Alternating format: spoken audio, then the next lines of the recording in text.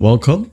In this video, I'll show you how to restart a Duolingo course. As you can see here, when I tap on my courses right here at the top left, I have two courses, all right? Let's say, for example, I wanted to restart Spanish, all right?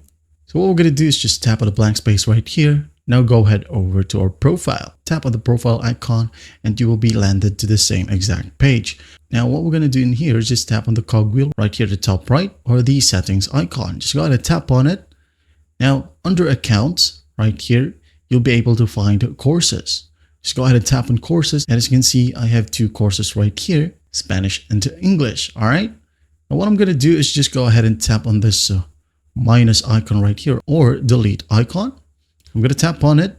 Now it says here, are you sure? Be careful. Deleting a course gets rid of all your progress and it cannot be undone. So what we're going to do is just tap on remove. Right here, as you can see, it has been removed. Now what we're going to do now, the moment I tap on done, it will ask me to learn Spanish again. All right, it says here, how much Spanish do you know? I'm just going to go ahead over to I'm new to Spanish and hit on continue and continue with the process right here. That's basically how you restart a Duolingo course. Well, I hope this video helps and I'll see you in the next one.